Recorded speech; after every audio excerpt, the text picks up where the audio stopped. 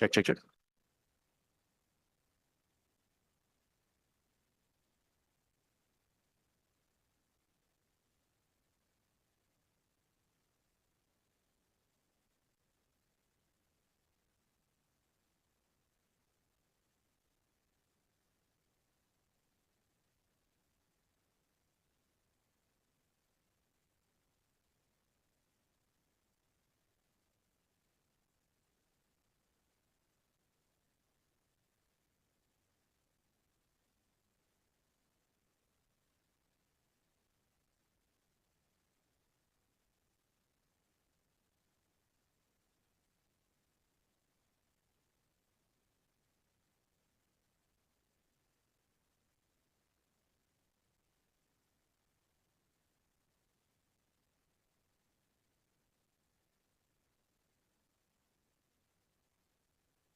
Sound check 1, 2, 3. Sound check 1, 2, 3.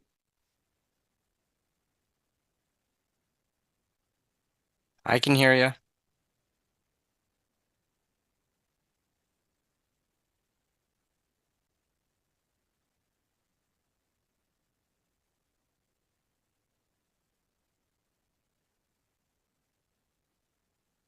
Sound check 1, 2, 3. Sound check 1, 2, 3.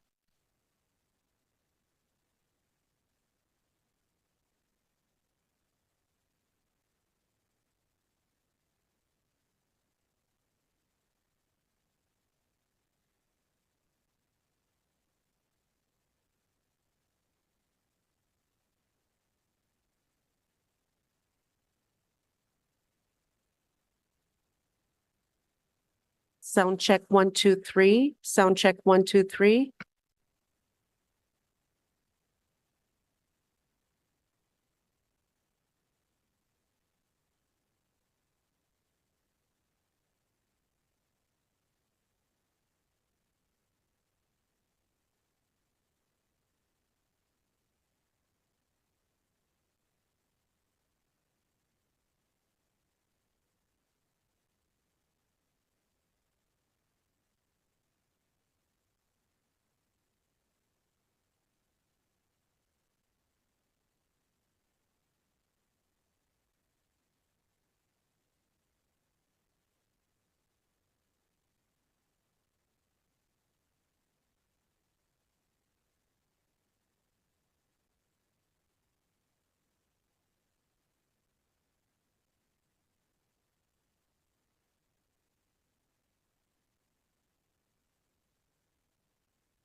Not that cookie.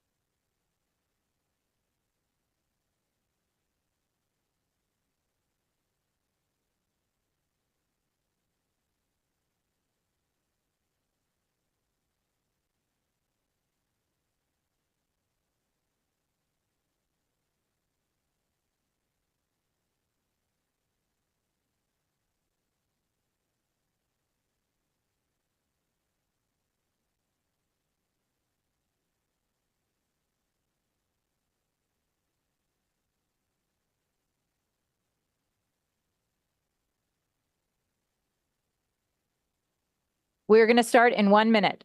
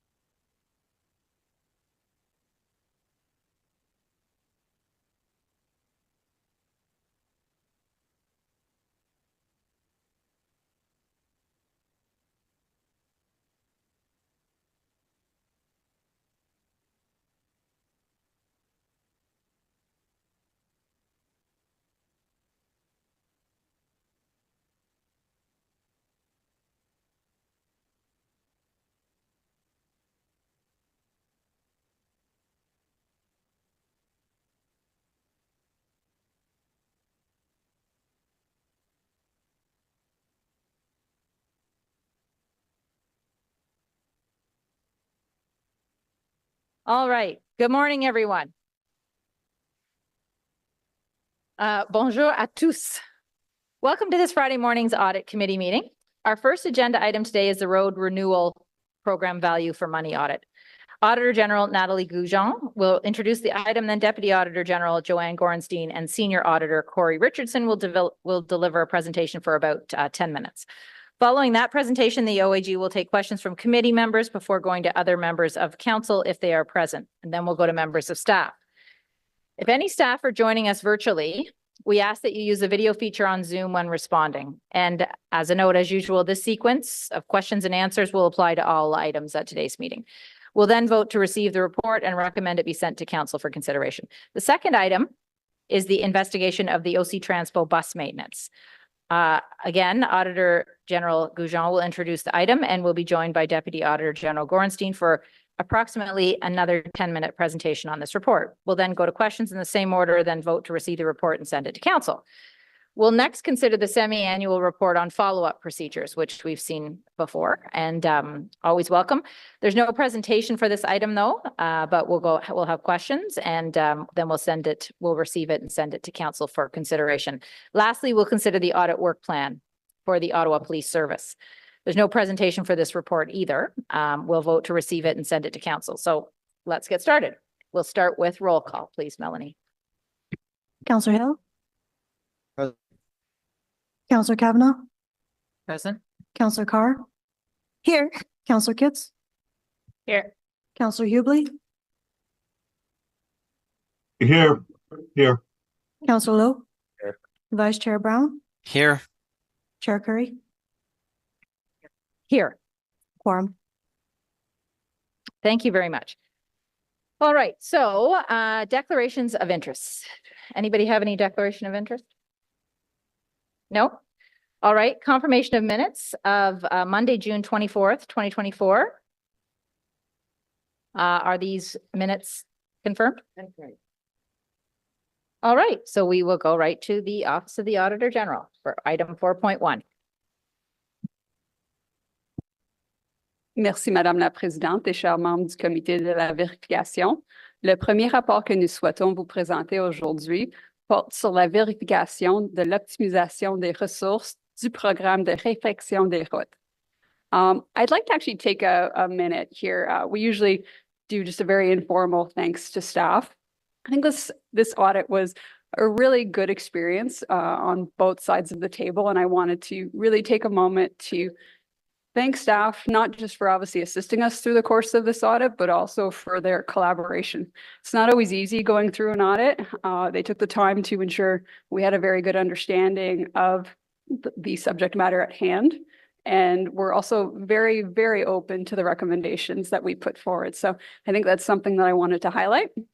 And before I pass the presentation over to Deputy Auditor General Joanne Gorenstein and our Senior Auditor Corey Richardson, I'd like to introduce one of our subject matter experts that we have online with us, Mr. Ted Phillips. Ted has over 35 years of experience with the Ministry of Transportation of Ontario, as well as over 10 years of consulting experience, with experience in the fields of pavement design, pavement asset management, materials, as well as most pavement rehabilitation and preservation strategies. And I wanted to say that Ted was also a very valuable member of our team throughout this audit, and he'll be happy to assist us in answering some of your questions at the end of the presentation that might be a little bit more technical in nature. Prochaine diapositive, s'il vous plaît. Thank you and good morning. The City of Ottawa has the largest geographical area of Canada's major cities with over 6,000 kilometers of roadways. The city's road network is made up of various road classes. The current approved strategy is to focus funding on higher volume collector, arterial, and remaining freeway road sections. As outlined in the Transportation Asset Management Plan, the estimated cost to maintain all of the roads at the current level of service is over $1.5 billion, resulting in a funding gap of over $920 million. Local roads represent 72% of this gap. Road renewal is the strategic rehabilitation of road assets. This rehabilitation of the existing network is essential to preserving assets in a limited infrastructure funding environment. Of the $609 million in projected total infrastructure investment for 2024, 98.7 million is budgeted for road renewal. Next slide, please. The objective of this audit was to assess the efficiency, effectiveness, and economy of road asset management at the city, specifically how road renewal is planned, designed, constructed, and monitored. The audit focused on key aspects of road asset management renewal and how they provide the most value for money to the city. This included condition and needs assessment, prioritization of activities, design and construction of appropriate roadwork, as well as quality assurance for the fiscal years 2022 and 2023, as well as some in-progress projects for 2024. The scope of the audit did not include maintenance activities such as pothole filling, growth projects, or the road cut permitting process of right-of-way activities. However, coordination activities with various teams across the city were examined, as well as the inspection and oversight work performed by the right-of-way Heritage and Urban Design Services Group. I will now pass the presentation on to Corey Richardson to walk you through our findings. Next slide, please. Thanks, Joanne. Our first findings relate to the data used to establish the road renewal program. So the city performs regular assessment of the road conditions, and this data is maintained in the pavement management system called Road Matrix. So there were issues with age and completeness for some of the road attributes in Road Matrix, and some attributes do not have an established standard for collection frequency. While we understand the sensitivities of these attributes have not yet been analyzed, the absence of a standard for data collection increases the risk of deficient data, which can impact the effectiveness of the planning. Additionally, the output of the prioritization process within Road Matrix forms the initial candidate list for projects. Though there's legitimate engineering rationale for projects selected outside of this list, management was unable to provide documentation in some instances of the justification for many of the change in prioritization for the revised candidate list. Go to the next slide, please. So these next findings are related to individual project level data used for the design of road renewal projects. So a key data point in the design of roads is the traffic and truck volume on road sections to be treated, which is factored into the asphalt mix required. Traffic data within 2 years is ideal, and data over 5 years is generally considered unreliable. For projects that we sampled as part of the audit, the average age for traffic data used was over 4 years old, and in a third of the cases, it was over 5 years old. Should be noted, though, that management has indicated that traffic patterns were impacted by the pandemic. So in some cases, it would have been more appropriate to use the pre-pandemic data. City specifications also lay out the requirements for the asphalt mix selection based on traffic and truck volumes, as well as for the road class. Our audit identified some projects which selected a higher level asphalt from what would have been expected based on the city's specifications. In these cases, a less expensive asphalt mix could have been appropriately used based on the established criteria. We understand that the city has generally taken a conservative approach to asphalt mix selection. Using a higher level asphalt mix can add significant material costs to projects without necessarily extending the road's useful life. Go to the next slide, please. Our next findings relate to the city oversight of the quality assurance activities. So city guidelines state that the city or its representatives must observe asphalt sampling performed by the contractor, the sealing of the sample, as well as retain custody of the samples until it's transferred to the third-party laboratory. So during the audit, it was confirmed that this is not the regular practice for city representatives to directly oversee this quality assurance activities or to retain custody of the sample.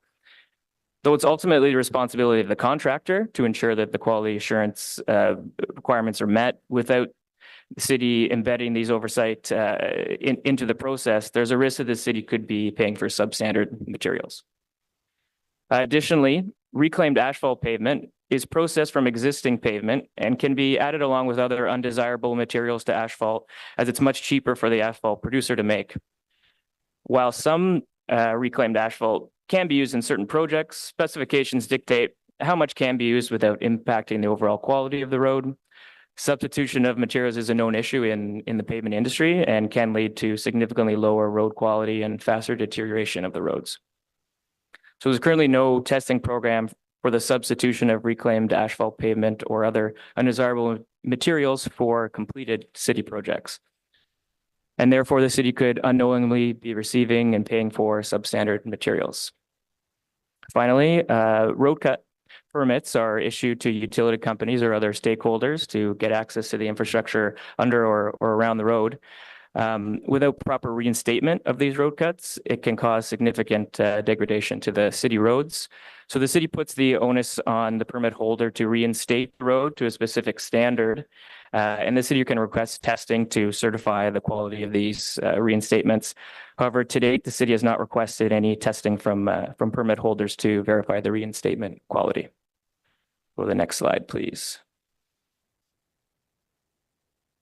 So the city's strategy for transportation, our strategies are evolving towards a multimodal, holistic approach. So this calls for enhancements to the renewed roads, such as cycle tracks and pedestrian crossings and other additions, which are included on a case-by-case basis. Because road renewals must consider these enhancements, additional consideration is required for each renewal project.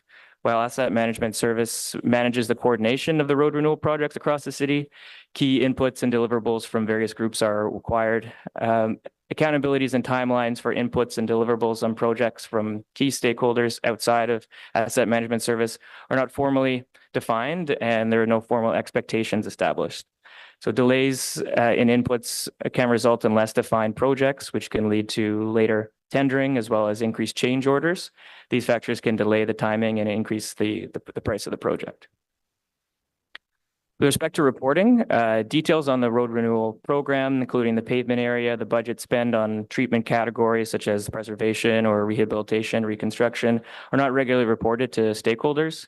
Additionally, concepts such as the remaining service life, average pavement quality index by road class, life extension by treatment categories, as well as presenting varied models for treatment strategies and their benefits, were identified as best practices in the industry for reporting on road renewal programs and could be considered at the city. Reporting on key program metrics would increase transparency and be a valuable communication and decision-making tool to measure the effectiveness of the program. Go to the next slide, please. Our audit also identified some areas for future improvements. So cold in-place recycling and other similar approaches are rehabilitation techniques that involve removing and reusing the existing surface of the road. These methods use fewer raw materials and reduce the hauling distances, resulting in energy and cost savings. We understand from management that these treatments have been used at the city in the past, though they were stopped in 2012 due to some concerns over overall quality. We understand that other jurisdictions across Ontario are currently leveraging these methods, and there may be opportunities to revisit the feasibility of these treatments in future road planning with potential for cost savings and more environmentally sustainable treatments. Additionally, as part of the road cut reinstatement work, if there is insufficient compaction of the asphalt, the pavement will settle improperly and can lead to performance issues. So in order to improve the performance of road cut reinstatement and the lifespan of the road, some municipalities are requiring the use of unshrinkable backfill. So this uses small amounts of cement to reduce the need for compaction, which can improve the overall lifespan of the road cut. So there may be an opportunity to leverage this approach for future to improve reinstatement quality. I'm going to pass it back to Joanne to conclude. Thanks. Next slide, please. So although the city's overall transportation strategy is evolving, road renewal is a mature program that has embedded many best practices into their processes. The city has an advanced pavement management system to track and assess road conditions and leverages innovative data collection tools. Further, aligned with the approved renewal strategy, the city continues to successfully deliver an increasing renewal program that includes projects with road enhancements. While the city has structures in place to prioritize as well as design and deliver on road renewal projects, as noted earlier, the audit identified opportunities to improve the data used to prioritize and design projects and the overall quality assurance work performed by contractors. Our audit further identified potential opportunities now and into the future to improve the value for money gained from the renewal program. Our report issued 13 recommendations and management has agreed to all of them. If it pleases the chair, we would be happy to take any questions from members of committee. Thank you very much for that. Just so we're all clear, there are no delegations on this item. So we won't go to delegations. So questions for the Office of the Auditor General. Counselor Hubley. Thank you, Chair. I just have a couple. Where you mentioned about the doing the road assessments to see if they qualify or need to have work and to what degree of work, is there actually reports produced about that? Like the report, sorry, I should be more clear. Reports on the individual roads. When a counselor says, I've got this road in my area, it's in bad shape, residents are complaining, we create the service request, somebody goes out and assesses that road, but I've never actually seen a formal report, some kind of a document telling me that this is how they assess the road and this is the outcome. Chair, thank you very much for the question, Councillor. What I would first say is that information is used in determining the prioritization of the roads and then the work performed. But to really get into the details of what reports are available, I would recommend that question be directed to staff. Okay. So you didn't, as part of your process, you didn't review to see if there's any documentation or anything on the assessments. Is that what you're saying? We definitely did review this. Chair, thanks. We did review this, the prioritization. So this is done internally in AMS. The road matrix has all of the data built within it. This will generate an additional list, and then the revised list will include things such as you mentioned. If a councillor will bring a road to attention, then the AMS staff will go out and do a road tour and inspect that road and see if it warrants being added to the revised list. But it doesn't. This isn't a produced report to stakeholders. Okay, so it's on a system that they access. Okay, I get it. And then they prioritize the roads, and that's how we get the end product. Okay, the second part I want to ask was there was a previous audit done on asphalt, like road maintenance and in particular asphalt and the testing and quality of it. Several of the recommendations I remember from that audit are now recommendations in this audit. Was there anything, to start with, did the AG's office actually review the previous audit before they started this, or did they start from scratch? Thanks, Chair. Yeah, so that audit was done on maintenance work. So that's like the potholes and crack filling. So that's a different process and a different department. So the testing program that was built in there, that's separate from the testing program that would be done for the road renewal program. And just to add to that, Chair, just to be a little bit more specific, it was actually an investigation with regards to those particular items. So it was a much more narrowed scope of work that was performed by my predecessor. Okay, but the recommendations to do testing for the city and the supplier to have a criteria and do standardized testing of the asphalt and everything, if that's being done, I'm assuming if it's being done for road repair, would we not use the same testing requirements and everything for this program as well? So Chair, so that process is different, and there's several different types of tests that happen. There's testing even before any asphalt gets laid. There's testing that happens during the laying, and then there's testing after on the completed projects. So I can't speak to exactly which testing you're referring to in the investigation or the old audit, but we reviewed the testing that's involved in the road renewal program. Okay, thank you. Those are my questions. Madam Auditor General, I was also going to say is if you feel we need to go to Ted Phillips for a question, if you can just say that and let him know, because I'm not sure, I can see him on screen, but if you feel you need an expert, you just let me know. Absolutely, will do. Thank you. All right. Okay, Councillor Kavanagh. Yeah, thank you. No, I appreciate the audit. Particularly about road cuts, because that's a fact of life when you have infill. And we're getting a lot of infill. And it's probably a major reason we get calls is very badly done road cuts. And so I appreciate the work that was done on that, because what happens is they sink. And we're seeing that, and then, it's a reverse speed bump for a lot of these roads that get new housing infill, and we're going to see a lot more of that. So I think it was very timely to talk about it.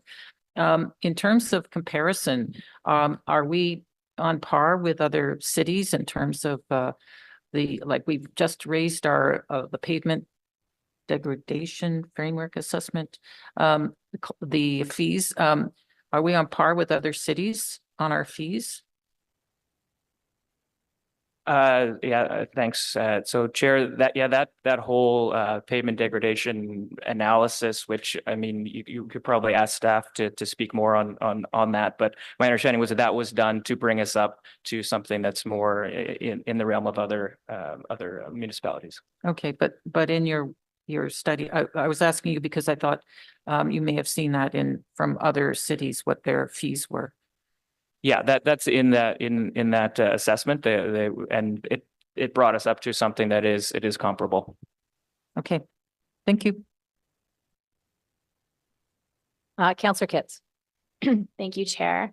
And I'm Auditor General. You and I started at City Hall around the same time, and you routinely meet with councillors and ask if we have anything on our radar for an audit. And I think every single meeting we've had, I've said roads, asphalt procurement, value for money, roads audit. So most of my questions are actually for staff, but I just really wanted to thank you. You've had a lot of time sensitive audits on your plate in your tenure, and I just really appreciate the work on this. So thanks to the whole team.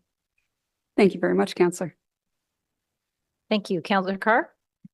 Thanks very much. I don't really have any specific questions for the Auditor General, other than the fact that when I looked through the audit, I was concerned about prioritization. Did you uncover any evidence that perhaps some of these prioritization decisions were perhaps political in nature? Chair, what I can say is, unfortunately, in some cases, just the decisions that were made, we didn't see documentation to help support them. Now, there could be very good rationales for why certain elements weren't done or were done, but due to the lack of documentation, we're not able to see that. So I wouldn't, for lack of a politically correct word, I don't want to throw staff under the bus, because there very well could be appropriate decisions. Unfortunately, we just don't have all the information for us to actually conclude on that. So we were not able to. Okay, thanks very much. Just, I'm a fairly quiet, soft-spoken councillor, so I just wondered, if this is something where the louder people were speaking up for once. But anyway, thank you very much. Not a problem. Thank you. I don't see any other speakers. I just have a couple of questions and comments. Just following on what Councillor Carr said, though, when you were looking at the process for where a councillor's request might jump the queue, as we say, did you see a process that would be justifiable to say, well, then there were valid reasons for why this road would get ahead of every other road when there's, let me just give you a partial answer. If you've already said that the data is not great, and yet you'll also say councillors can put requests in, are the two sort of related? Thank you for the question, Chair. As you mentioned, obviously, in some cases, we see instances where the data may be outdated. We're not sure the true impact of that in some particular instances. And because of that, I could see, let's say the data is outdated and is incorrect, and councillors are seeing something in their ward or on a particular street that's causing significant issues, and they're raising that to staff. I could see how that would be a potential rationale for changing where that road would fall on the spectrum of candidate lists, but I'll leave it to my staff to add a little more to that. Yeah, so there's always going to be a verification of whether it comes from a councillor or whoever. The AMS team is always going to go out and inspect that road to see if it does need the renewal. It's just that where it falls on the prioritization list, some of the documentation there was lacking. So sometimes it was hard for us to justify where in the list it landed. But staff, I'm sure, could speak more on what exactly they do when they receive something from the councillors. But everything is always verified to make sure that there is a need for the road. be on the list. Okay, thank you for that. I'm gonna go to Councillor Kitts, just before but I have one last thing, but I'll go back to you. Sure. I just did think of a question related to the previous two. Did you observe efforts being made, I guess, to distribute dollars for roads equitably across the city rather than perhaps where the priorities are? Was that something that you saw? Chair, what I can state is what we saw implemented would be a council direction on where the emphasis was placed, which is going to be on the arterials and the collectors and arterials. And so I don't necessarily think it is ward specific or an equitable distribution that strategy is based off of. That strategy is based off of the greatest need and prioritization and the greatest impact, I think, back to the city residents. All right, my last question, I think, for the Auditor General. There was a project we talked about, I believe it was that cameras would be installed on OC Transpo buses and city vehicles, where those cameras could then let staff know about when roads were bad, potholes were a problem, even signage that was, knocked over by a snowplow. Did you look at any of that or any of the technology that might help us get better data? Instead of having staff drive out and look at a road and waste a lot of time. Did you look at that at all? The primary method for collecting is a large van that has a whole bunch of sensors on it. So that's a pretty industry best practice way of collecting the data. So but in talks with staff, they're always looking for other ways and trying to stay up to pace with the latest technologies. But in terms of the specific camera on the buses, no, we didn't discuss that. I'm looking to Mr. Phillips to see if he's got anything else that he may want to add with regards to technology out in the industry. Yeah, good morning. Can you hear me? Yes, we can. Am I coming through there? Yes. Interesting question. Thank you, Natalie. I have not, unfortunately, dealt with any of the technologies like the public using, cell phones and videos or things mounted on cameras. I've heard these are things that are coming on board, but to go back to what Corey said, my experience has been with the van with the different mechanized pieces of collection equipment to create your database. So unfortunately, I don't have any direct experience with what was being mentioned there. Okay, thanks for that. I think there are, every day there's new technologies, right? There's drone technology that would save a lot of time. I actually do have one other comment. The section of the report where we talked about, or you talked about, that core samples of the road afterwards were not being monitored, that, basically the person who put the road down could take a fake sample and say, look, we did this high quality work when really it was not. Did we determine, or did you determine any time that has actually happened to roads in the city of Ottawa? Chair, because we know it's such a pervasive issue, we decided not to invest money in testing. You'd be surprised how much it costs just to test one sample of asphalt. It's not a low cost element, and for us to see if it was a pervasive issue, we'd have to do a fairly large sample in order to conclude on that. So knowing that it is an industry issue, it's an industry-wide issue, we focused more on ensuring that a process was in place in order to identify those issues as opposed to us doing the testing itself. Okay, fair enough. Okay, thank you very much for that. Now we will go to questions of staff.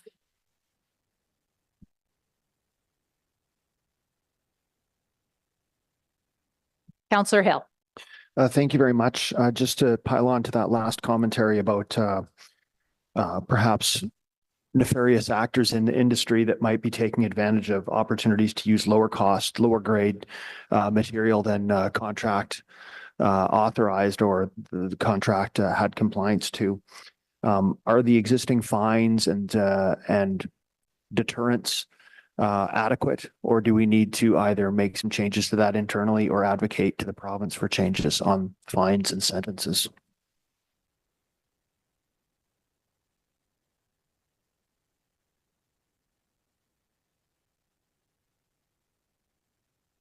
Which staff is going to take that question? Fines, advocating. We were in transit, Madam Chair. Could you repeat the question? For sure. My question is, are the existing fines an adequate deterrent to nefarious actors in industry on this topic?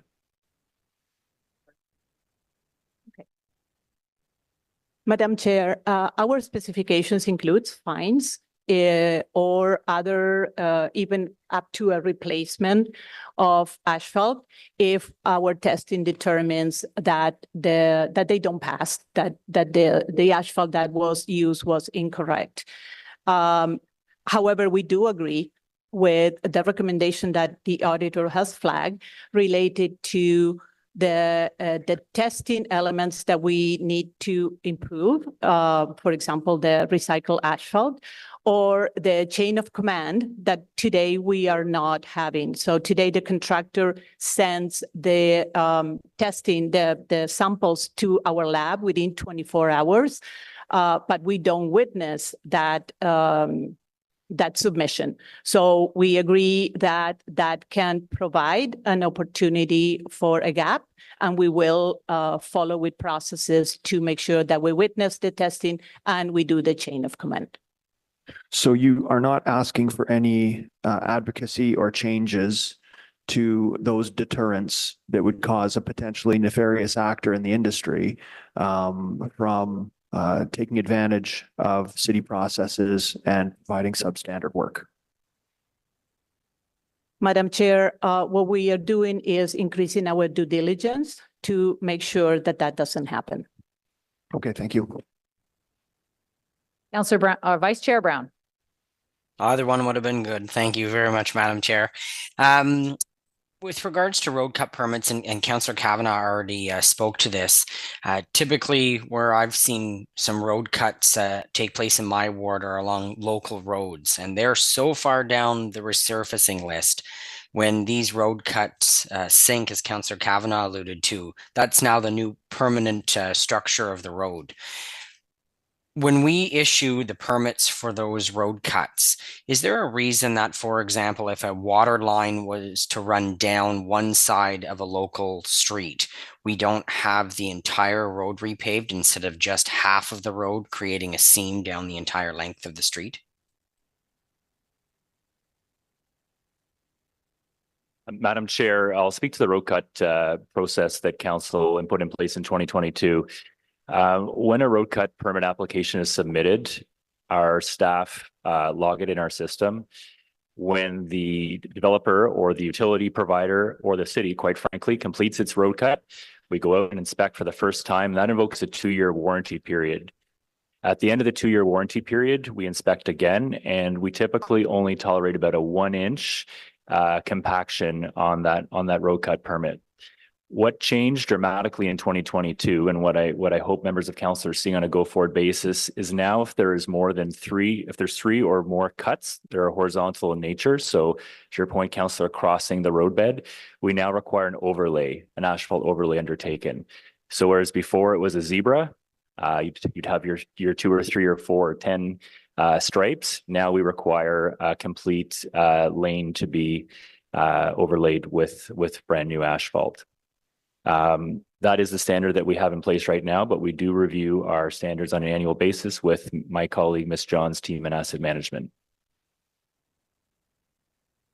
Thank you very much, Court. And so just, I guess the second part of my question then is, if this is down the entire length of a street, not crossing the road, but going down it, why do we accept that now there is essentially 2 different standards of asphalt on the same street, and then with that seam being created down the middle of the road, does that not impact the quality of the road, freeze-thaw cycles and then water penetration? Thank you for the question, Madam Chair. An asphalt layer that is never touched has the highest level of integrity. Yes, your observation that a change to the road affects its life, has a possibility of affecting its life cycle, and the change that you're describing with the seam down the middle would have a different impact than the zebras that Mr. Curry described. It is a degradation, and that's part of why the structure of the road activity bylaw, the penalties, the warranty checks, and then I'll layer on the additional recommendations that this report includes from the auditor to consider changes in the future about the nature of the material that's used for the backfill, as well as the suggestion, the recommendation that we've accepted for ROHAD and asset management to coordinate more closely on having road cut information available and considered in the road prioritization methodology. So it is, the asset management was involved in the road activity bylaw update because it is a fact that road cuts affect the life cycle of the road compared to one that's never been touched. But the change to have one lane instead of a series of cuts is an attempt to provide a longer life cycle for the road. Thank you very much. And my last question, Madam Chair, when we reviewed the potential to have lower quality materials used without impacting the overall quality of whatever asphalt project is taking place at that time, what would be a real world example of where we might be able to reduce the quality of the material without impacting the overall project? Madam Chair, the recommendation from the auditor with the expert advice of Mr. Phillips does provide the fact that there is quite a selection of possible asphalt grades. And it identifies that sometimes there would be a cost differential that would be worth pursuing in terms of lower cost materials. We have accepted the recommendation to do further study on when that is possible and why, because there is a actual real world data mentioned in the report that there's an industry implementation side of that suggestion, because if a contract goes out with 3 or 4 or 5 different kinds of asphalt, which may theoretically be differentially priced within one contract, that's more effort. We are maybe not going to secure higher prices. There is a whole conversation with our industry, which Ms. Duclos could speak to better than me, about achieving those savings. And so that's part of what we will investigate further to make sure that we are having the full continuum of information on what the technical recommendation could be in asset management and the reality once we come to a contract and see prices. It's an opportunity for more investigation because it is a possibility that that would be a way of saving some money. Thank you very much. And just a quick thank you to the Auditor General and her team for some more great work. Thank you, Chair. Thank you. Councillor Lowe. Thank you, Chair. Going back to your response on that last question, I understand if it's like, a major road rebuild or a corridor rehabilitation project, you probably want to procure similar materials for the sake of procuring as few types of material as possible. But I see, I'm guessing, there are opportunities where we're just, let's say, redoing the pathway that's beside the road, or we're only doing the road and not the pathway, where that's where we can sort of explore different grade material. With my thought, would that be sort of what that response was hinting at? Madam Chair, there's a lot of factors that take into account, because one of them, for instance, is the work that infrastructure services does, because while asset management will identify a program of roads that council sees in the budget for approval, how that's delivered, how are they bundled? Are they bundled geographically? Are they bundled all the locals are together? Are there rules? Those are decisions that infrastructure services takes into account, and it's their expertise that adds another layer of due diligence and good value. So yes, possibly, but there are other considerations to be had in making that decision. So similarly, like you might bundle a pathway project into several road resurfacing projects, and therefore it may be more cost effective to get one type of asphalt that way. Okay. Do you have sort of an overview of the different grades of asphalt that we do use? Like the asphalt that we use on the 174 and the Transitway, is that the same as what we use on our MUPs, for example?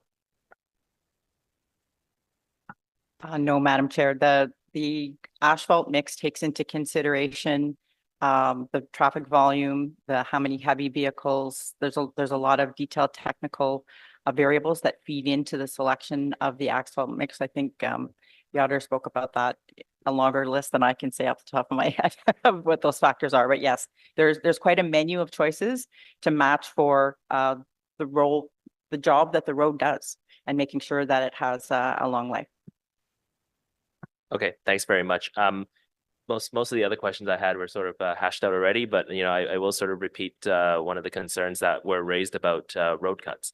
And in communities where there's a lot of infill development, or in communities where there's empty lots that are being developed, sometimes you get series of lateral road cuts across the road, and they're different ages, which means they deteriorate at a different rate, or they're at a different stage of deterioration, and it just creates a little bit of a roller coaster, a very subtle roller coaster, but it's uncomfortable nonetheless. So I'm glad, I'm happy to hear, the stuff that you had responded to earlier, and hoping that things go on the up going forward with this audit. Thank you. Thank you, Councillor Lowe. Councillor Kavanagh. Thank you, Chair. And thank you, staff. I appreciate that in 2022 that you've improved the system for road cuts. I appreciate that. We get a lot of calls on road cuts. And it's going to be a fact of life because we're seeing intensification. We're being told that, that we have to have 3 units per parcel of land. Obviously, road cuts are going to be our future. So it's massively important. Are we tracking well, in my office, it's based on complaints. Are you seeing less complaints since you've integrated this system? Because I'm still getting the calls, and I just wanted to know how you monitor that, because it's very frustrating, because the 2 years later isn't good enough. That's, we're finding it like a month after that people are complaining about it. And more frustrating is when it's not even infill, it's just a bigger house or something. That's even more frustrating, but that we allow it. So just wanted to get an idea of how you're keeping track of that. Thanks, Councillor. Chair, Council's investment in 2022 was a wholesale service review. We went from 3 road cut inspectors to 7 now. So we're now on a geographic base covering all of the city of Ottawa. And to your point, Councillor, yes, we're very data rich now. Whereas before, quite frankly, it was tracked in Excel spreadsheets. We're now logging everything in our land management system. I can tell you we've had 2,468 road cut applications so far this year, and we're managing the warranties on 7,811 right now over the last, so that was 2023 and 2022. So when that permit comes in and we're notified that the work is done, we are on site to immediately inspect the road cut. And as I indicated, then that starts a 2-year warranty period. So before the 2-year warranty period expires, at the 2-year warranty expiry date, we're back out there again with the contractor looking at the compaction and any degradation. And we do hold bonds and securities, so we are able to pull on those if required. However, we're pretty effective in terms of getting the contractor to do the work themselves. I will also flag that we get, and I don't have the stat with me, but I want to say upwards to about 2,000 to 3,000 service requests a year from 311 that come in on disturbances in the road. And we effectively triage those between my service area and roads and parking services to look at whether it truly is a road cut or whether it is a pothole or road repair work. And that has been a very robust service renewal that's been undertaken over the last 2 years, where we're way more effective in the field in terms of getting patches either repaired by a contractor or city forces doing the work if it indeed is our asset. Thank you. No, I appreciate that. And I'm glad you mentioned the 311 call. So they're getting integrated in so that it's being tracked. I know, appreciate that. we'll let you know too, how it's going from our end. In terms of enhancements and improvements to roads, when a road comes up for renewal, there's opportunity, and this has been, this was a subject that was raised. In terms of cycle tracks or just even shoulders on rural roads, we've talked about this. I see lots of opportunity out there, and I just want to make sure that it's being done systematically, because it's frustrating to see a road that's going to be redone and there's no improvement for cyclists, for example, when you could have a decent shoulder. Sometimes there is, like Carp Road's good, by the way, but others not so much. And I just have no idea how that's done.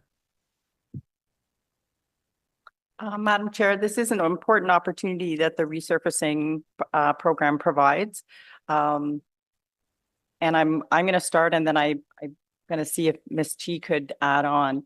The focus of the resurfacing program, the reason that we have it and the delegation that we have from council is to renew what is there. And so any road that's going to be resurfaced that has any active transportation or speed bumps or anything like that, if it was there, it's going to be replaced and put back in. There are a couple of things that the road resurfacing program includes. For one, the road safety edge in rural roads is something that the rural program includes based on traffic safety recommendations. There are sometimes rumble strips that are added, and actually there is funding that comes from traffic safety to support that program as an addition to road resurfacing. And then the paved shoulders in rural areas where the cycling network in the transportation master plan dictates. When there's anything new to be added, that cost needs to come from the active transportation budget. And that's the coordination piece that the auditor spoke about, that we try to align our programs and our priorities to make sure that if there is an opportunity to add an active transportation element, the road resurfacing can wait for that funding to align to make sure that we don't miss that opportunity. But and so Ms. Chi may be able to speak to that, but the coordination level to make sure we don't miss that opportunity is very high, and it is flexible to make sure that the outcome has the highest and best what we can deliver, the best effective reinstatement, and reinstatement sometimes with an addition. But it is not, the road renewal program is to renew roads, not to add new things. It's to identify that opportunity, but the road renewal program is very important to council. We get a lot of inquiries about it, and adding new things takes away from the renewal of something else. Thank you, but my point is that there's opportunities that would save a lot of money in the future if you wouldn't want to add things separately. So if something comes up, certainly a lot cheaper than adding it later. Correct? Madam Chair, it can be. Certainly that's our perception, that it's easier to do things at the same time. But I was thinking of March Valley, the conversation that we had is we didn't have information at the same level of advancement for for geotechnical information, that kind of thing. Those can be obstacles because the preparation on the hurdles that a road passes to make it a candidate in the budget. The adding at the last minute is not always possible because it wouldn't be good value. It would not have the same due diligence and preparation as other things. It isn't always cheaper. It is an opportunity to investigate, but going back to add traffic calming measures after the fact, we do that separate from road renewal. And we would have to do investigation to see if it actually, the savings is considerable, because it is just added scope, new lines in the contract for the contractor, either standalone or integrated with another project. Happy to talk to you about future projects. Thank you. Thank you. Councillor Kitts. Thank you, Madam Chair. I have a lot of questions, so you can cut me off if needed. Quality of the road cut was particularly interesting to me. Before we started, I was thanking some staff in the gallery for helping with a particularly challenging road cut on Navin Road that anyone in the area would be familiar with.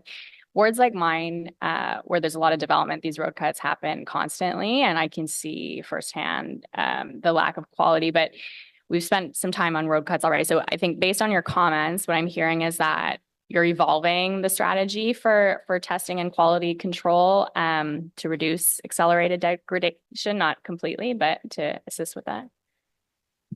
Thanks for the question, Councillor Chair. I think what this audit has been really helpful for us to learn from is that primarily our inspections are on a visual basis. We have the inspector in the field looking at compaction and hearing about the backfilling that was undertaken underneath that cut. What the auditor has recommended to us is that we invoke the authorities that we already have in the bylaw more frequently, which is requiring lab results of what went into that cut. What was the backfill? Not just taking the contractor's good word, but actually asking for certified lab results. And so what we will be designing over the next quarter is a program that now, whether it's on a random basis or on a focused on high flyers or bad performers, we're able to get more scientific data as to what went into that cut for better data management and better inspection, quite frankly. Okay, so it won't be in every instance, but there'll be sort of some metrics that you'll be looking at if there's a bad actor or, you know, other factors in that area that you would require one. Exactly. I think we have to strike the balance, and we'll work with the National Capital Heavy Construction Association on this. Asking for a lab scientific undertaking for every single cut probably wouldn't make financial sense for this year already 2,500 cuts, but we can certainly focus on those that need extra focus or randomize. We will develop a proposed system, and we'll certainly report that out to council. Okay, that's great. And I think this is related, perhaps not in scope for the audit, but are soil conditions monitored and evaluated as it pertains to road work? Because would it be fair to say that areas that have significant lead of clay, the road is going to degrade quicker than, you know, if there's different soil conditions? Thank you for the question, Madam Chair. You're right. The entire environment of below the asphalt has a lot of influence on how the road performs over a long period of time. And if you were going to build a brand new road, you're not going to do it without geotechnical evaluations and a recommendation from a geotechnical engineer that tells you how to build that road, how deep to go, what the layers of stone are, what size they are, what the gradation is, to try and give you the longest life road. So yes, that is one of the pre-road studies that we do to make sure that we get best value with the recommended road that we want to build. Okay, thank you. I know I'm always painting doom and gloom in Ward 19, but I feel like we're getting hit with a double whammy because we have a ton of road cuts, and then we also have significant soil concerns. So I guess what I'm asking is that considered in your prioritization process? Madam Chair, the prioritization process, the methodology and all the steps, the number one variable that inputs into that is the condition of the road. That's the variable that has the most weight. And so the condition of the road will vary depending on the circumstances that you describe, and it would support the steps that would need to be taken. It would be a factor in the steps that need to be taken as it moves its way through to implementation. But the prioritization process is based on the traffic volume, the condition of the road, how well or smoothly or bumpy is that road? Is that pavement degrading? Are there cracks? Is there potholes? That kind of thing. It doesn't go beyond that in terms of assessing information. So not a double whammy, a triple whammy because of the traffic volume, but I'll leave that there. I have a ward that touches the city boundary. I often hear people alleging that projects are much more expensive in Ottawa than they are just outside of it. The audit said the city's opted for higher class asphalt mixes than what is required by Ontario regulations. And maybe this is a clarification question for the Auditor General, but did the audit say that there was no correlation between the higher class asphalt mix and the longevity of the asphalt, or is it just not known because we're lacking some data? Chair, what I can state was there was instances where we would review the project charter. So that's where they identify the specifications that the road requires. It goes through items such as the traffic volume, as we talked about, being one of the key attributes that's looked at when determining the appropriate grade that's selected. And there were definitely instances in which a lower grade could have been used. And I'll look to Ted here in a minute, but my understanding is that in many instances you could use, in this case, you could use a lower grade asphalt and it would not impact the longevity of the road. So from a value for money perspective, that's where we're raising our concerns. But I think that's also where staff came in to state that there are instances where, for example, their contractors may not carry that particular grade. And that's where a couple of our recommendations come into play together, which is pushing the industry a little bit in instances where we may get more value for money. But I'll look to Ted if he'd like to speak a little bit more about the differentials in grade. Yeah, certainly. Thank you. And thank you, Chair and Councillor. There's a lot of different aspects to this, but I guess just to summarize, as Natalie mentioned, we did look at the design charts that you have within your specifications, and there were things like an upgrade in the asphalt cement grade, or an upgrade in the type of aggregate that had to go into the mix, and while technically there's nothing wrong on an individual project, I guess, with ensuring that you've got a really high quality material, the standard programs designed for what type of asphalt you need, what type of mix you need, given a certain traffic volume, and particularly axle loads in the commercial vehicles, was being exceeded on a few of these projects, and that did lead to an extra cost. And my experience with the Ministry of Transportation was that there were opportunities to go back to just the recommended mix in the design chart that's part of your specifications. I guess it's just a matter of recognizing the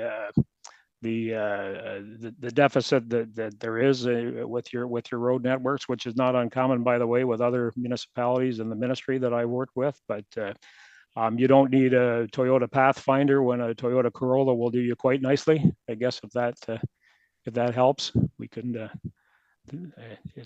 There's much more to this, but I hope that's a simple explanation. Yes, thank you very much. That was helpful. So then back to staff. The Auditor General mentioned sometimes it's availability of the product, but is there anything else that's the impotence for using a higher quality than allegedly is needed? Madam Chair, based on the technical analysis of the needs of the road and how it will perform over long term, I think I'll go back to my earlier comment, is that in our marketplace, the availability of one of the ingredients in asphalt is different sizes and different qualities of rocks, the gravel that goes into it. And in Ottawa, we don't really have much market difference. It's a fairly available resource in this community. So I think our commitment supporting the auditor's recommendation to do more investigation is, if you were going to spend $190 a ton for this grade, which is the result of the technical recommendation, and you're not likely to come back and pave this road again for X number of years, and you know that it's X plus, it's usually longer than we would like, would you go to $240 a ton because you're not going to be coming back, or because of a number of other factors? So it's that investigation that I think we'd like to better document those decisions and standardize consistently how those decisions are made for the staff that are making those recommendations, because the work that they do individually needs to be consistent all across, and that's where the development of a standard and the documentation of those rationales, I think, will be an improvement as the auditor recommended. Okay. Those will be good improvements.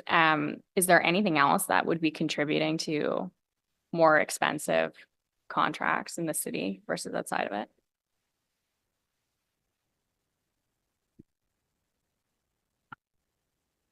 Madam Chair, the market is a real consideration. Ms. Duclos could speak to the experience that we've had this year is quite different than experience that we've had in the last couple of years. And it isn't something that we can anticipate or predict. Some years the contracts come in lower value, reflecting market conditions. Sometimes they're higher value. So that as a variable, compared to these other variables, like what mix is selected, that would be also an interesting thing to look at. There is definitely a correlation between when we tender. And again, suggesting market conditions. So if we can tender very early in the season, when the contractors have a lot of capacity, they're eager for work, and the prices are more competitive. So that's something that Infrastructure Services has tried to do to, again, maximize the benefit of the investment that the city is making.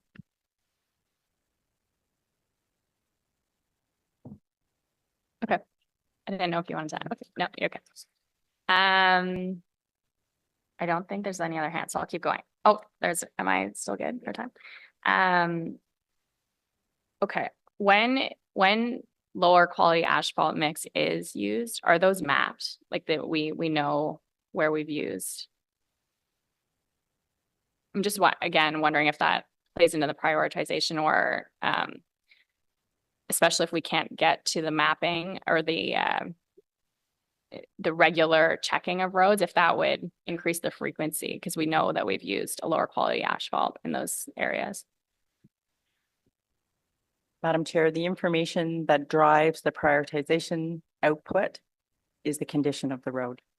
And so there would be analysis, sort of backward facing analysis, that we would be able to say, geez, that one degraded quicker than we thought.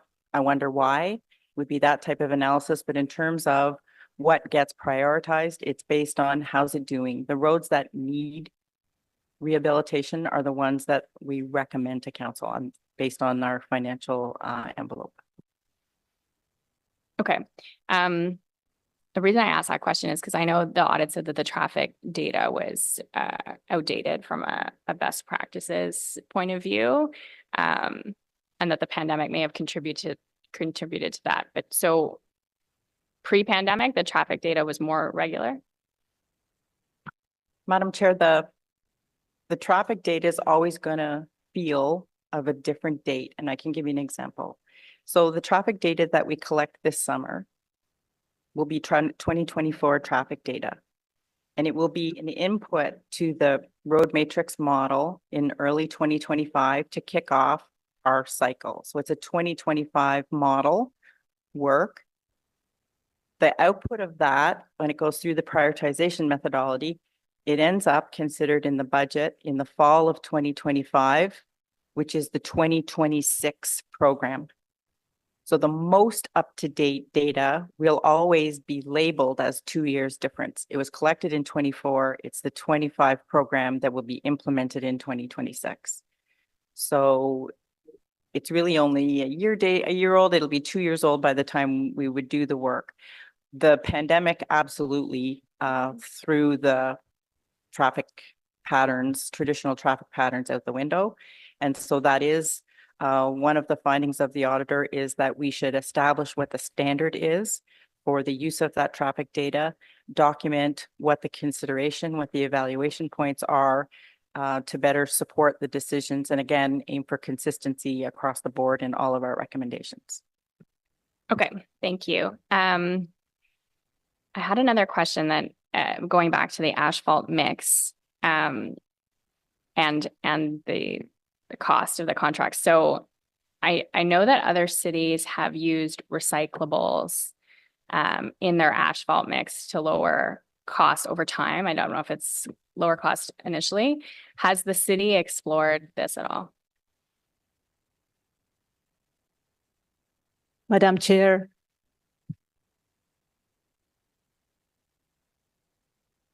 the city use recyclable asphalt as part of our mix.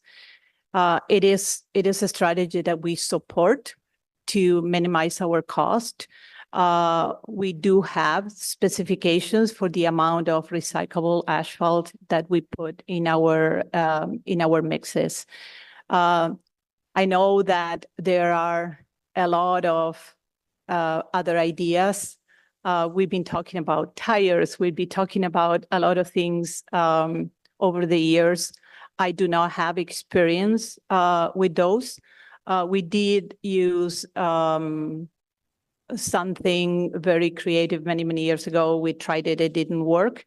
So I cannot speak to other than the recyclable asphalt that we are using right now, and the part of the audit recommendation to make sure that we are getting what we are hoping is working on a risk-based analysis to develop good testing for that we don't have, and we don't have actually at a provincial standard anyways.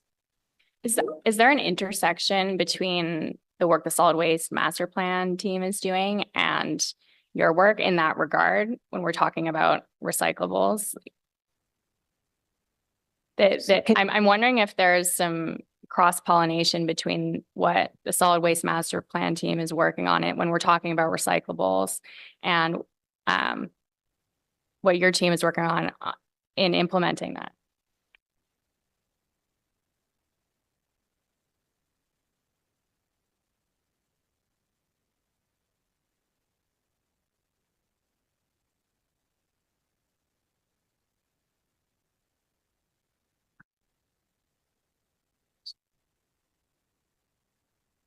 Alan is coming.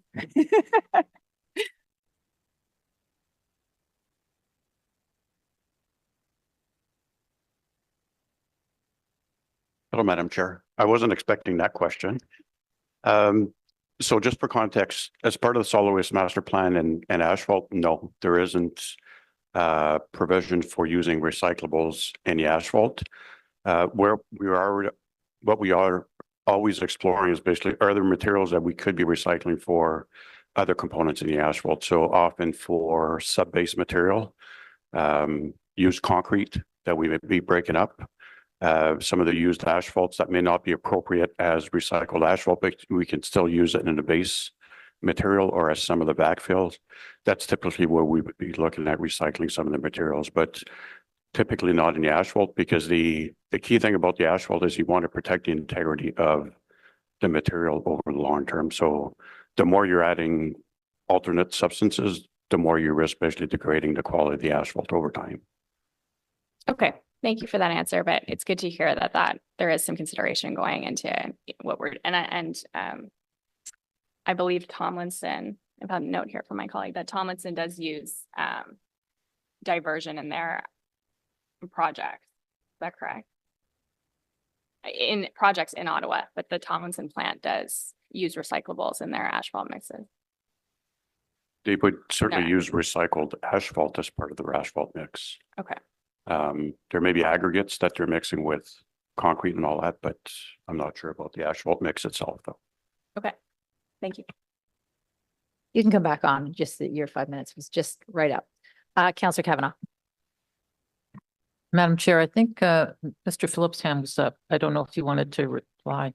Mr. Phillips? Yes, thank you, Madam Chair. Just to add on to what the councillor was asking, I would point out that, and this was part of what I worked with the team in the audit, the more recycled asphalt you add into virgin asphalt mix, the more you run the risk of that older asphalt cement. And maybe I ought to back up here for a second. In a recycled asphalt mix, the asphalt cement in the wrap, as we call it, is actually reheated and reutilized as part of that new mix. And the issue with that is the more of the wrap that you put in, it tends to be oxidized and harder, and it's not going to give you the performance that you want long term in terms of its ability to have the elastic qualities that that last through various freeze-thaw cycles, et cetera. So that sort of points to the one recommendation that we had with regards the recycling technologies. Those technologies are a little different in that what you're doing there is and you might have noticed that the prefix cold applies, cold in place recycling or cold in place recycled expanded mix, asphalt mix. In that instance, what you're doing is you're grinding up the wrap, but you're not reutilizing the asphalt cement. You're just coating that ground up combination of asphalt and aggregate, and then with either an emulsion or what we call an expanded asphalt. So that was where our recommendation was, that we thought that the city could look a little bit more into recycling. And in fact, I pointed out to a number of the folks I worked with here that going back in time, your predecessor, the regional municipality of Ottawa, Carleton, actually led the way back in 1989 with some of the initial cold in place recycling projects down on your side of the Ottawa, or of the canal, I guess, down at the Rideau River, down in the Kempville area. And surrounding municipalities and many of the projects that I work with the ministry too, we're always looking at these as alternatives as part of our design process. So that's just a little background in terms of when you're asking about recycling. I think there's lots of opportunity for reutilizing wrap in some of the other recycling technologies. Great, thank you very much. Councillor Kavanagh? Thank you, Chair. I just had one more question, and it was related to kind of the lumpiness of road use, because right now we're seeing a lot of trucks on roads in areas that don't normally have trucks, but because of, for example, in my area, stage 2 LRT and major construction projects close to the new transit stations. How does that get taken into account? Because normally those are not areas where you have heavy trucks, but it obviously is right now.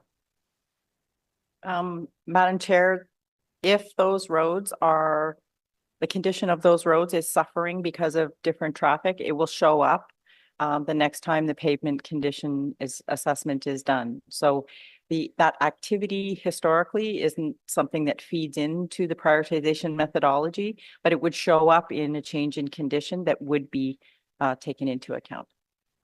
So somebody is bringing this to your attention. It's not my residents calling me saying how this road's gotten so bad. Chair, another permit that we undertake in our shop is an overdimensional vehicle permit. And so that's for the exact size of vehicles that you're speaking of. When we get an application for one of those permits, there's a fee. And as part of our circulation process, we do share that permit with Ms. Johns' team to ensure that the road can withstand that weight and that volume of vehicle, and that there are warranties undertaken should there be any damage to our road through that construction, so that we can follow up with the contractor and up to laying notice of violation if our road work is damaged. Oh, that would be interesting to know about, if for councillors, if that's possible to know that if that's been done. Chair, we will be bringing forward a report on the road activity bylaw to Transportation Committee in the upcoming months, and certainly we could provide some detail on the ODV process in that report. Thank you. Thank you, Councillor Hughley. Thank you, Chair. Just a follow-up to the question that Alain came forward and answered. Can I get clarification? Like he said, we, the city of Ottawa, is not looking at using aggregate or leftover product from incineration into the asphalt. But my understanding is a lot of the municipalities that do have incinerators have been looking at that in other jurisdictions, or maybe Ted Phillips can answer that. I believe there are reports out there about looking into how useful that product would be. So I don't want to leave it that Ottawa's not looking into it. There's a lot of things Ottawa's not looking into, but other jurisdictions are.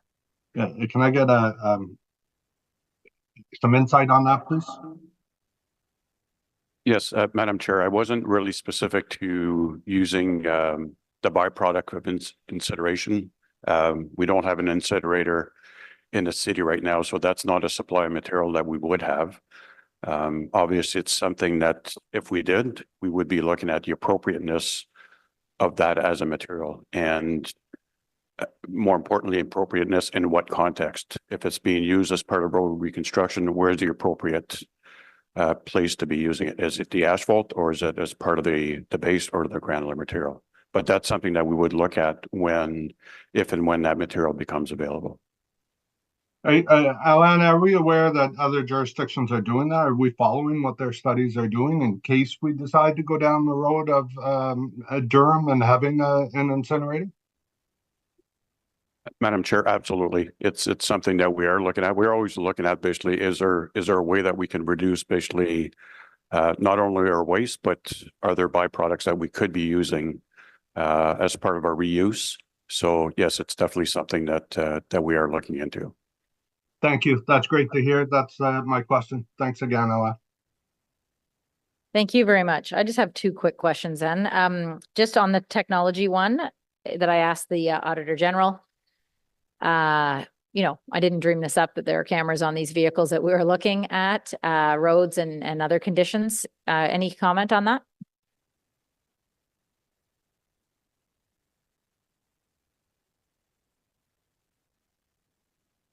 We do have, I'm just looking through my notes, Madam Chair, because when you gave us a heads up for that, I do have a note from staff, if you could give me a sec. This is a project that I understand Carleton University was working with the city on, and they were going to install cameras. And so I was just wondering if there's are we still looking at that? What is the status of that? Because it was an efficiencies and a savings opportunity. Thank you, Madam Chair, for the time.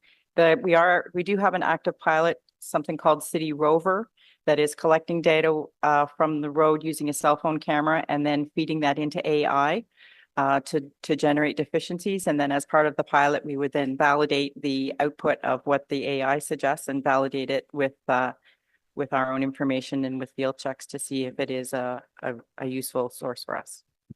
Wonderful. Great. And then on many of the recommendations, there was a general theme about data just not being great. And the answers from staff were, yes, we're going to look at this Q1 2025, and some of them were immediately will change. Will that require new software? Is it more just how you do things, or is it the tools that you need to do this? Thank you, Madam Chair. These will be improvements to the overall process. And I think in some of my earlier questions, I alluded to the benefits of consistency, and I think we can understand that. We have not at this time identified that it would be incremental tools.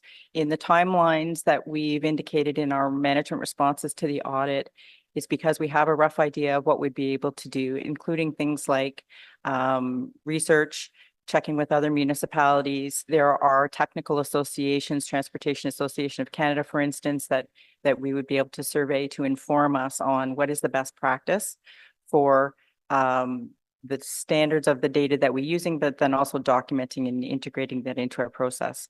So at this point, we have not identified what the outcome would be. We'll do the work to figure out how to best satisfy and improve, but we haven't predicted or forecast what that would be. Okay. All right. We'll stay tuned. All right. So committee members, we have a report recommendation that the audit committee receive the audit report and recommend that council consider and approve the recommendations. Is this item carried? All right. So we will switch now over to the investigation of OC Transpo's bus maintenance. We don't need to change seats yet, but I'll go to the Auditor General. Merci, Madame la Présidente. Le prochain rapport que nous souhaitons vous présenter aujourd'hui a trait à l'enquête sur l'entretien des autobus d'OC Transpo. J'aimerais prendre un moment pour remercier Madame Amilcar et son équipe.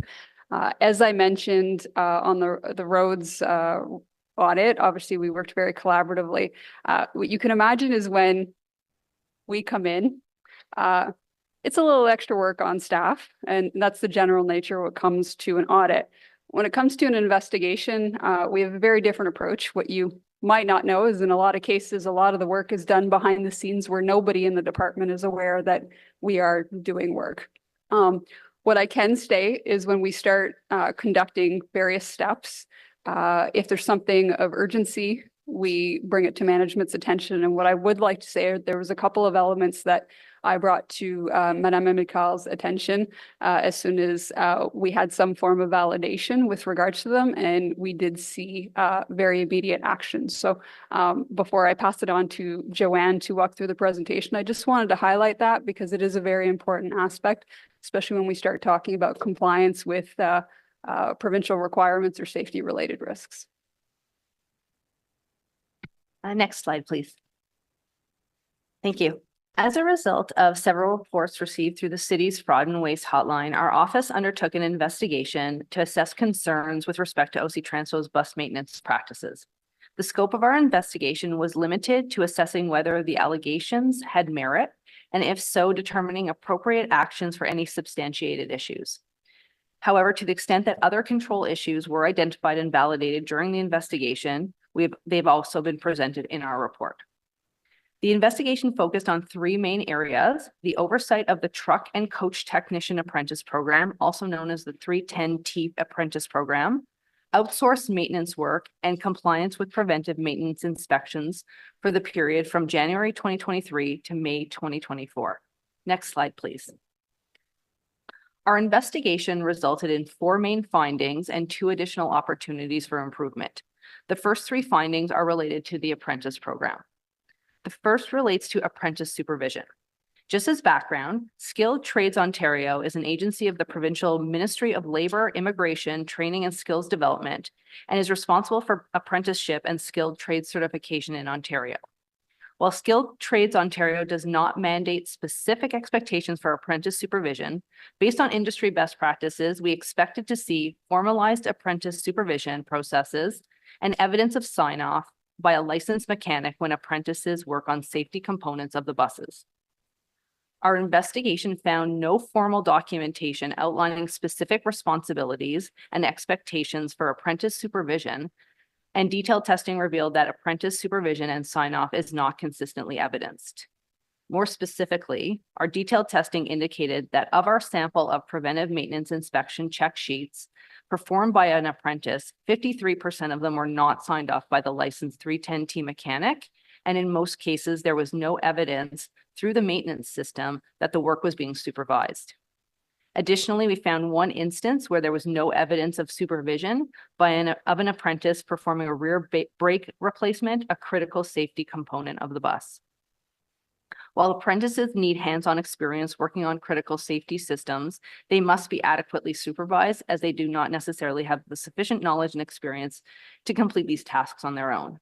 Apprentices who work on critical safety systems without direct supervision of licensed mechanics could lead to safety risks, ultimately exposing the city to liability in the event of an incident. The second finding relates to salary premiums that were paid to apprentices that they were not entitled to. Our investigation identified that garage supervisors had approved premiums for apprentices performing break-in inspection jobs that they were not eligible for, resulting in them getting paid mechanic premium rates. We calculated the total ineligible premium payments made to apprentices in 2023 to be just under $32,000. Management confirmed that this issue was flagged in January of 2024, and an internal review was undertaken and ultimately resulted in the decision that the premiums would not be clawed back from the apprentices. Management indicated that communication was provided verbally in January 2024 to stop this practice immediately. However, our office could not substantiate this as the official communication was not formally documented. For the period from January to May of 2024, our testing indicated that an additional $9,410 of ineligible premium payments were made to apprentices. This indicates that the practice has continued despite the garage supervisors being instructed to stop. The third finding relates to one situation where an apprentice who was working on buses did not have the required registration with Skilled Trades Ontario. To practice legally in Ontario, an apprentice must hold a registered training agreement, certificate of qualification, and their information must appear on the Skilled Trades Ontario public register. We identified one apprentice who, according who, according to OC Transpo records, had been working on buses prior to registration with Skilled Trades Ontario. Having an apprentice working on buses without adequate registration represents a compliance issue with the province of Ontario and increases the risk of insufficient qualifications of individuals maintaining the bus fleet. Next slide, please. The fourth finding relates to oversight of vendor performance. In 2023, approximately 1.8% of OC Transpo's maintenance work was outsourced, totaling $3.1 million. Typically, work is only outsourced when there are in-house resource and capacity constraints or when the work would fall under warranty coverage. Our investigation substantiated specific instances where vendors failed to properly complete safety checks and other maintenance work which could have posed a safety risk while the bus was in service. During the investigation, we learned that there is no defined or formalized quality assurance process in place to guide inspections of outsourced work before a bus is put into service. Without mitigating quality assurance processes, issues related to vendor work increases the risk to public safety and the city's exposure to liability. Our audit also identified 2 additional opportunities for improvements related to standardized process documentation and the maintenance of electronic records. Our report made 6 recommendations and management has agreed to all of them. Next slide, please. This concludes our presentation. We would be happy to take questions committee members may have related to this investigation. Thank you. Just councillors, there are no delegations for this item. So questions for the Office of the Auditor General.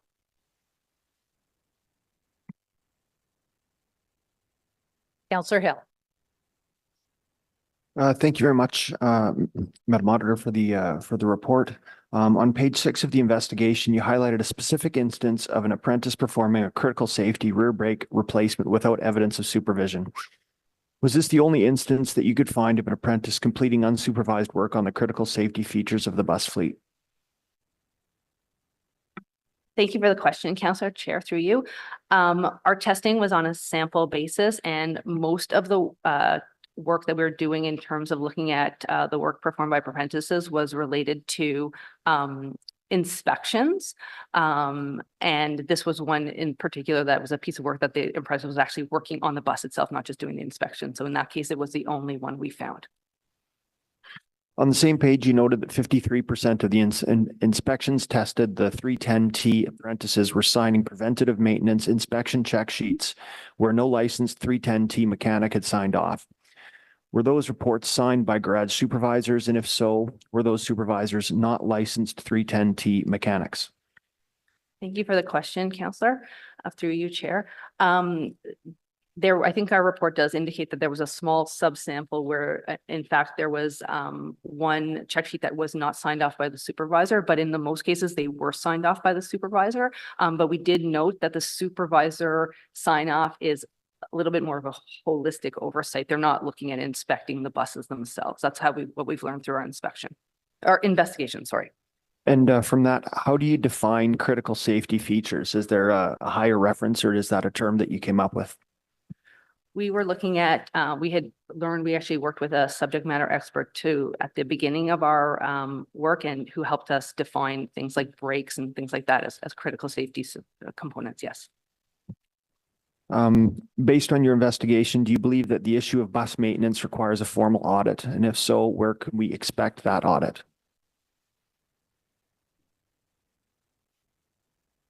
That's a very good question. And where do I start to answer that question? First and foremost, I think we've given OC Transpo some very good starting points for them to implement. So I would like to give them the opportunity to implement these various aspects. This isn't the first time that we've looked at whether it be bus maintenance or overall training with regards to bus operators. I do think it would warrant in the future another look.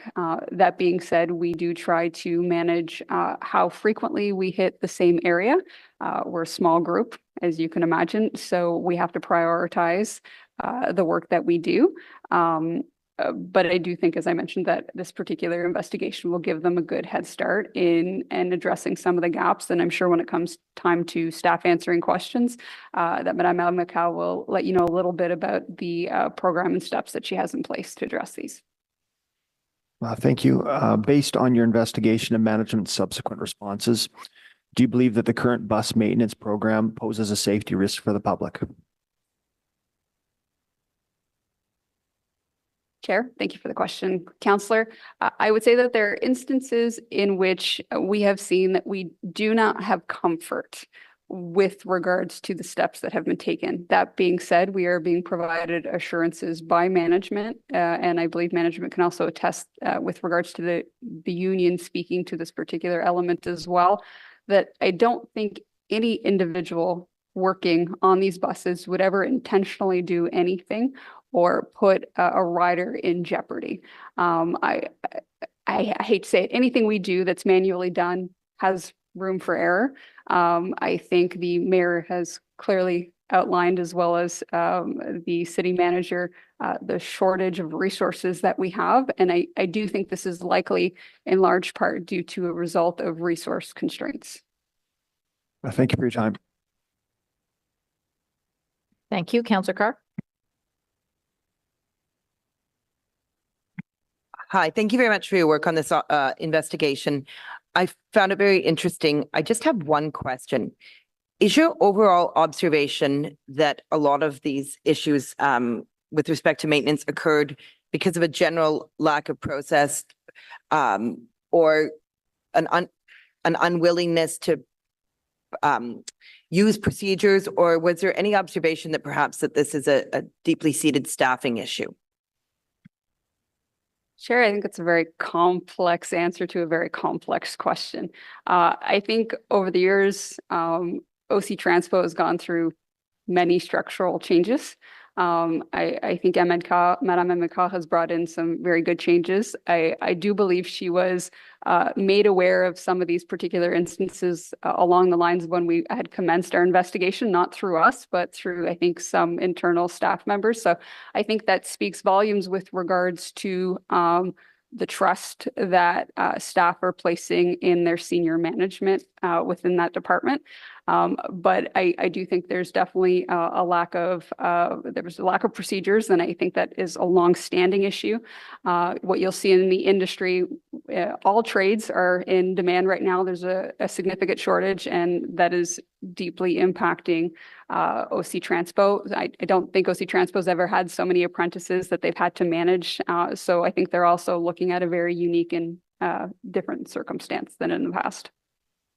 Yeah, thanks. That was kind of the crux of my question, because certainly we've struggled with the lack of maintenance on the buses, which has impacted the fleet. So, and I know it's been a member of the Transit Commission that we've certainly heard on the strategy to bring in more apprentices to deal with this shortage. So I was just trying to link those two things. Thank you very much again for all your work on this. Thank you. And I would just add to that, I think one other element that is likely compounding the issue is the age of the buses. So that in itself is requiring more maintenance, and by default, you need more mechanics in order to meet that demand.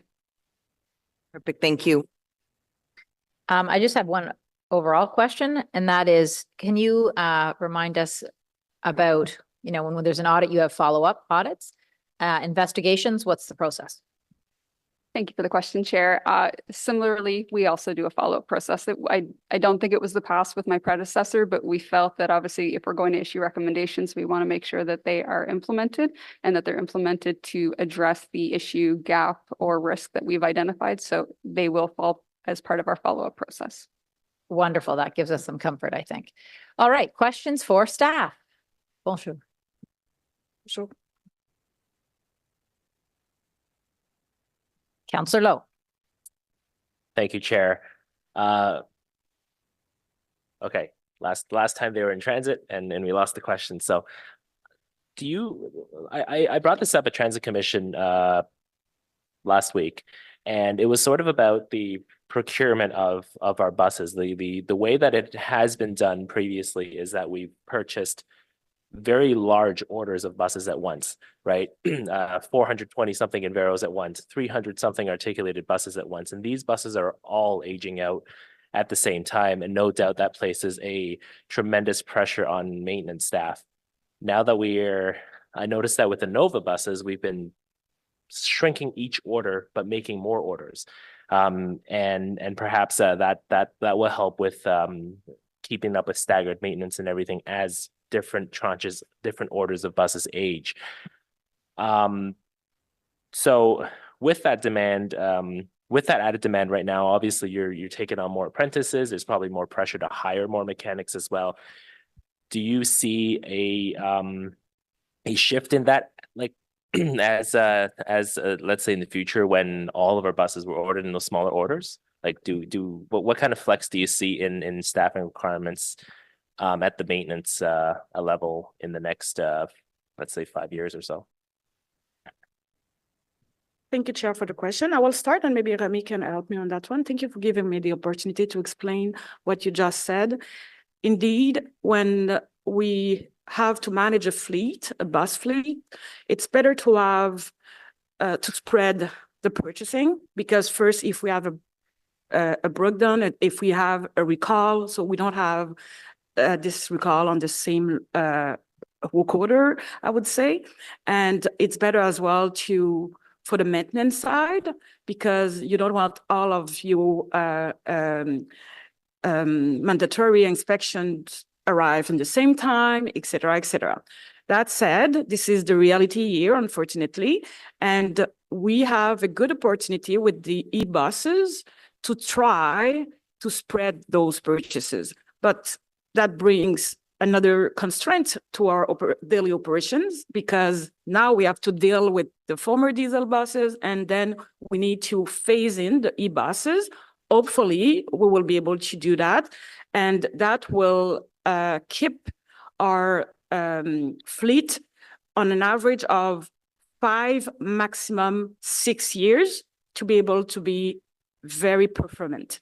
When we have to deal with some buses, actually those articulate buses have more than 16, 17, 18 years. It's not great, but we are on a process to shift that trend to make sure that we can easily maintain the fleet, to get a sustainable daily bus count, because this is the reality. Daily, I would say even twice a day, we have to perform, because we need a lot of buses for the peak AM and we need a lot of buses for the peak PM. So we have to deal on a daily basis with 2 very, very important performance with what we have on it. On top of that, for sure, I think you bang on when you talk about the recruitment. Mechanics here in Ottawa, it's very, very hard. No, I would not say it's only Ottawa. It was the same thing in Montreal, frankly. But with the pandemic, we know that we have faced with a lot of shortages everywhere on every kind of specialties, most with people, who work with their hands. So we know as well that here in Ottawa, it's really difficult to attract mechanics, because we don't pay them similar as the private sector. And we ask them to work 24/7, because we work 7 days on 3 shifts. And frankly, I would love to be able to have a lot of them Saturday and Sunday, because this is where I don't need a lot of buses. So we could maintain those buses to be ready for the weekdays. But it's not like that work, because we want to maintain them and to retain them and to attract them. So this is another level of difficulty that we have to deal with. So that's why we have 30 apprentices. It's a lot. 30 apprentices for 140, 150 mechanics. It's massive. It's a lot of pressure on OC Transport to be able to teach those mechanics their courses, to let them go to Algonquin College, to come back at OC Transport, to monitor them. We need 5 years to do so.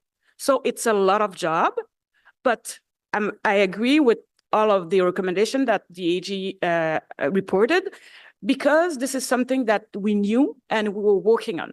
And if you recall, on November last year, 2023, I presented at the Transit Commission a thorough action plan, and to be able to deliver the 99.5% of service delivery daily. So I presented three things. We need bus drivers. Hopefully now, for the first time since I have been here, it's not a problem anymore. We have achieved our goal. We just maintain now. Check done. New ways to bus. it's ready, but we will need to launch it. And the other one, if you remember, it was the action plan, because we knew that we have aged buses, and we know as well that we have to deal with the fact that the electric buses transformation is delayed by the Infrastructure Canada and by recommendation from the AG as well to go slowly, which was a good recommendation. But the reality is we were not set up to deal with those inconveniences, and now we have to deal with them. Hopefully I answered to your questions. Yeah, you did actually. That it covers that and more. So thanks very much for that. The second part of my question then deals with the outsourcing that happens. I'm sure it's related to everything you just said, but I am curious about the what the AG in her report said about the lack of oversight of the buses that come back, right, from whichever vendor that we go out to. What is the process supposed to be? Thank you very much for the question. Rami will explain the process that he and his team have put in place. That said, I would like to say that yearly we have approximately 67,000 work orders to maintain the fleet, and less than 2% of those work orders are giving to the vendors. That represent 2,000 work orders on approximately on the 67 that we have to deal with. First thing. Second, most of the time, the vendors with whom we work, they are professionals. They know what they are doing. And I agree that we need to supervise them a little bit more. I don't think it will be relevant to send something to the vendor and ask the same mechanic to do the job after that, because when we decide to bring something outside, it's because we have a lack of expertise here in-house. So using this expertise to double check and it's human, because when we do that, because of the MTO's responsibility that each individual, each employee has, he will redo the job, because he will not sign up if it's not him. And I would not do that, me neither as an engineer. If someone asked me to, Renee, can you double check this plan? I will do the plan myself before to put my signature on. So I think our responsibility at OC Transpo is to better supervise those vendors. We have to reduce as well the work with them. Even if 2,000 for me, it's really, really low. So the risk is low. And by the way, internally, we have to supervise as well better our employees, even if they are good mechanics, they are experts, but errors is human, we know that. So it's, for me, when I received that report, it was a very good opportunity to reinforce what we have already begun with the team. And it was very well received because it's the way we want things to be done. We want to be sure that we avoid Westboro, Valleyfield. We don't want those big accidents. And I'm not saying that they were related to a lack of maintenance, but we don't want that. So we are doing our due diligence. We are working very, very hard with the union, with the employees, and we have a lot of levels to be able to inspect, re-inspect, and check and balance. So the employees are certified mechanics, and we know that we just talk about the apprentices. I removed this group from the maintenance department. I put it under the chief safety officer because there is a safety related to that. And the way that they work, they have time to be able to make sure that all the processes are respected and we can double verify things. So this is a very important thing. And I know as well that since we have done that, we see a better result as well, because I don't know if you're aware, but to train an apprentice, we need 5 years. But after 1 or 2 years, if they're not improving their lessons, we are on our right to say, okay, you cannot stay here. So we need that supervision, and it's a direct supervision. So that's why we have asked another department to take that, so we can have this neutral, I would say, direct supervision, and we can make sure that we're doing the right thing. Rami, please, can you explain the process that you have put in place? Sorry for that today. I'm a little bit vocal. Thank you, Renee. Chair, there's not much to add on top of what Madame Milka has added.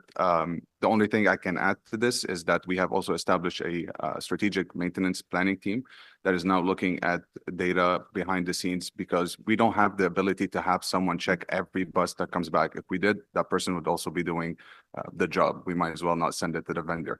But however, we have to be strategic. We have to sample. We have to look at the type of defects we're seeing in our buses. And this is how we're looking at it. We put together a position that is a coordinator level, who looks at quality assurance, that works hand in hand with the new manager of fleet maintenance, a very experienced individual that we hired earlier this year. And this person, together with the fleet manager, are looking at the buses coming back from the vendors and following up with vendors to make sure that they're doing the best job possible. Earlier this week, I had a call with my counterpart from Supply, who also is reaching out to help us develop future contracts where we have certain established service levels and quality assurance levels that we can hold our vendors accountable to. Thank you. Cool. Well, I mean, at least one of our copies are kicking in. Thank you. That's very helpful. That's it. Thank you. Great, thank you. Councillor Hill.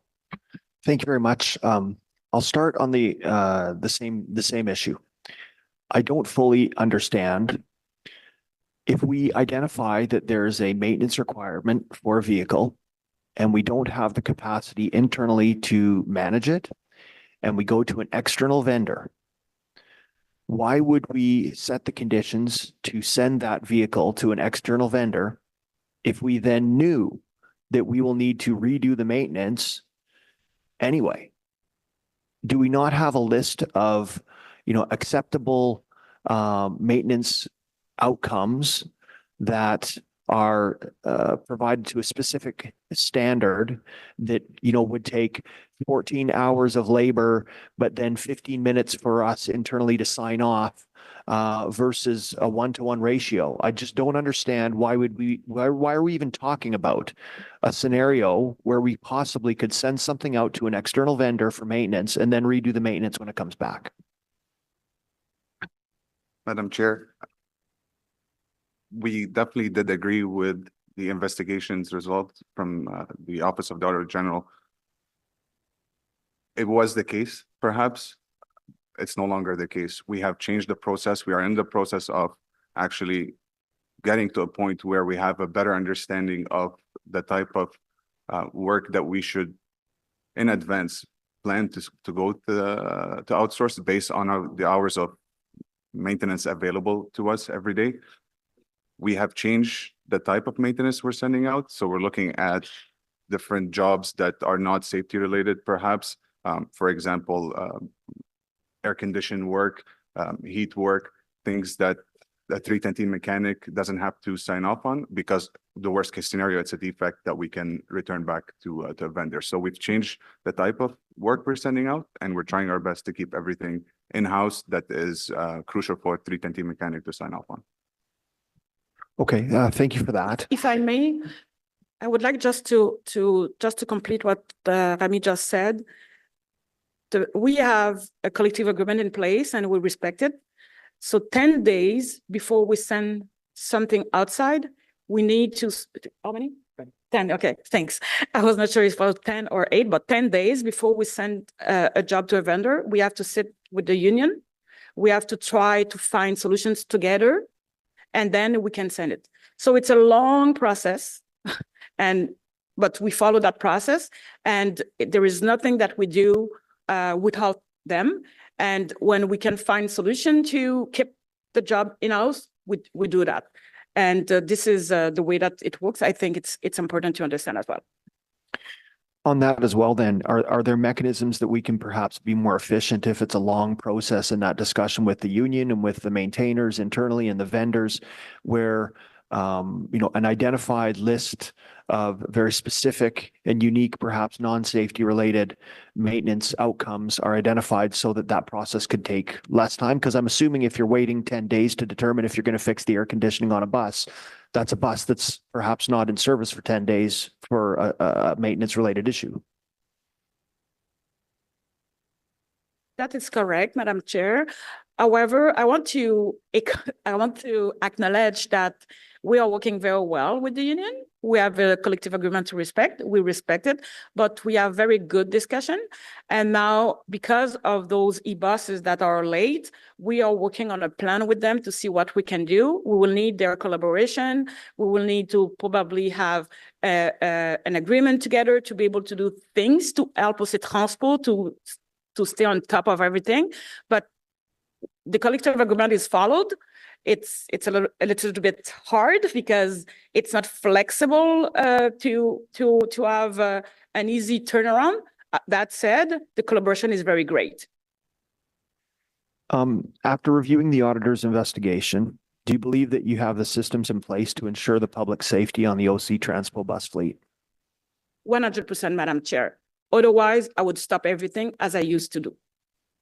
I was concerned to see in the auditor's report that despite a direction from management to stop improper payment of mechanic premiums to apprentices in January, that the process continued for another 7 months before more formal communication was sent. Since the communication in July, has there been any new instances of improper payments made to apprentices? And why did management not follow up between January and July to confirm the payments had ceased? Madam Chair, it's disappointing as well for myself that the instructions were not followed. However, we were going through a small restructure within our management team, so some things may have fell administratively. However, the reason why it wasn't very straightforward to the supervisors is because of the systems we have in place are outdated. The process is outdated. We're using sign-off sheets and sign-up codes. With the new implementation of our M5 system, which is what we use for bus maintenance planning, this type of error will not be happening because it's no longer a manual process. It will be automatic. So it was just a manual error that we followed up on. Thank you, Madam Chair. I'm glad to hear that. Thank you, Councillor Carr. Thank you very much. Une question pour Madame Aimé Carr. Je crois que vous avez indiqué que nous avons atteint 90% des conducteurs nécessaires, mais je ne crois pas avoir entendu de mise à jour sur le nombre d'apprentis mécaniciens. Dans le rapport de l'enquête, il est dit qu'au moment du rapport, il y avait 33 apprentis, mais qu'il y avait des plans en place pour augmenter le nombre d'ici à la fin de l'an. Est-ce que nous sommes sur la bonne voie?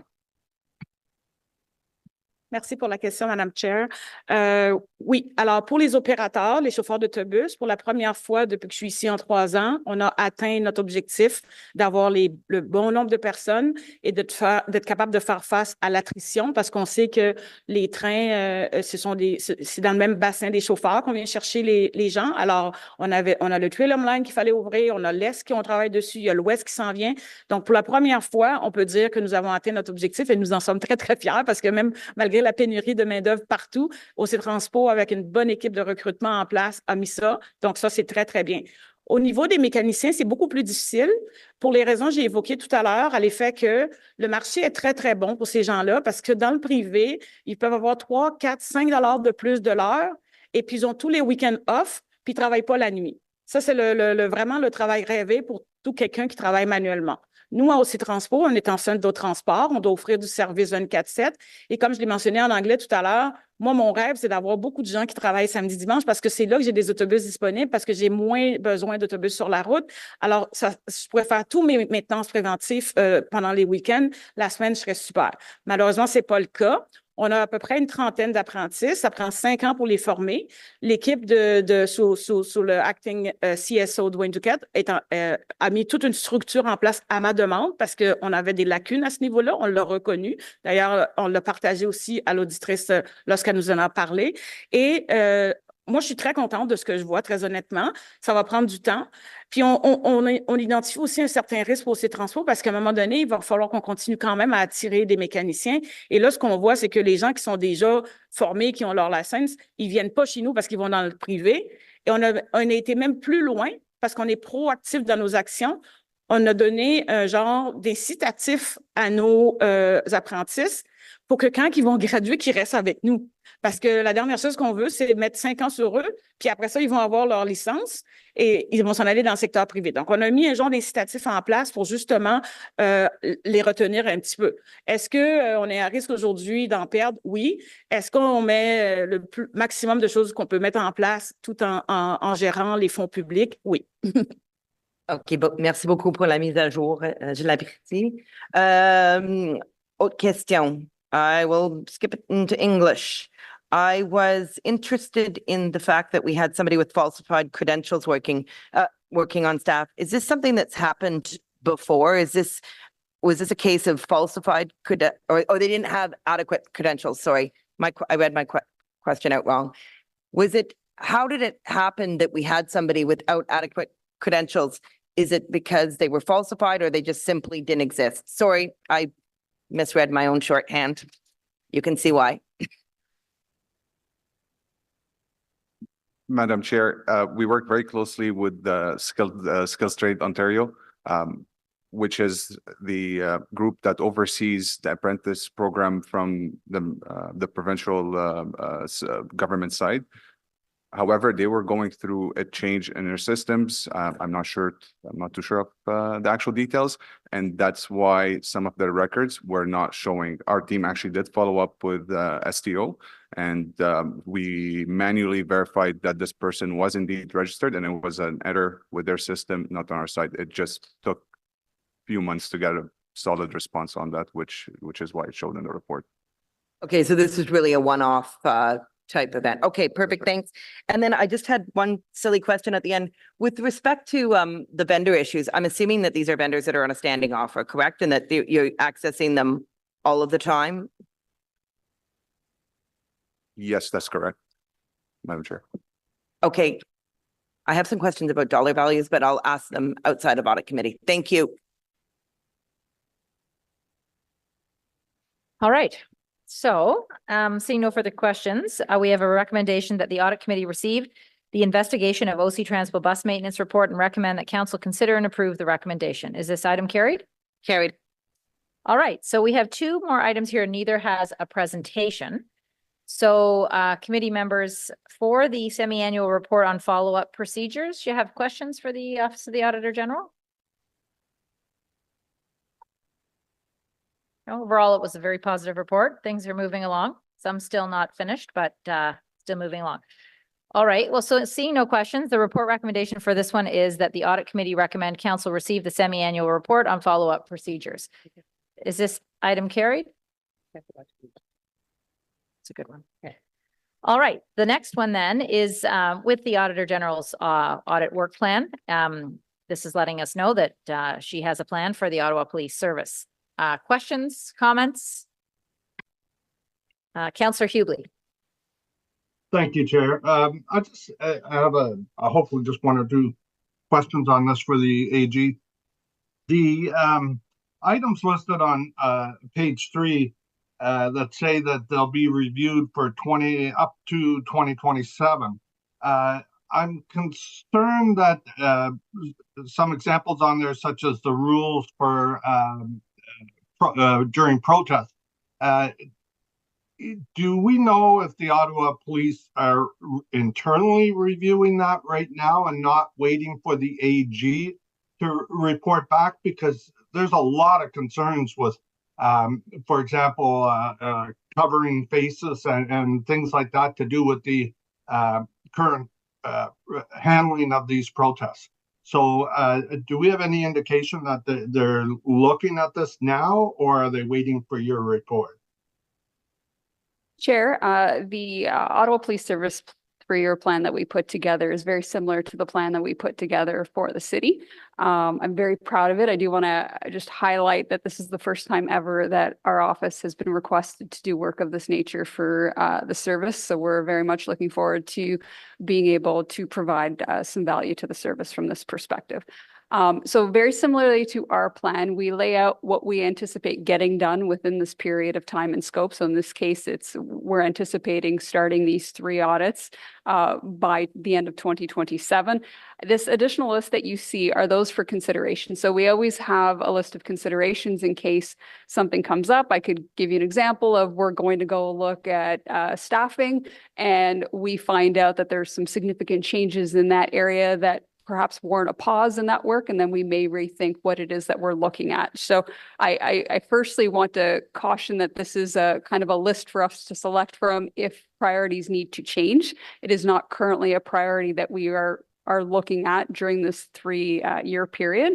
What I can say is these are obviously all elements that the service is working on, and we always touch base with them prior to starting an audit to see what's in the pipeline and whether or not we are still in a position to add value.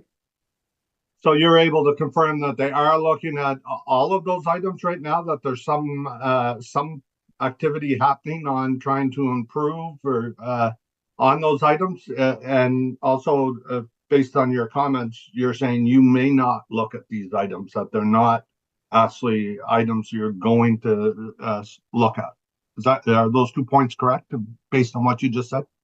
Chair, what I can say, definitely the latter point, Councillor Hubley, you are correct in stating that these aren't things that we are currently planning to look at. They are higher risk elements that we have put on our potential of to-dos should priorities shift or change, or should we have additional resources that come available to us and choose to do additional work for the service.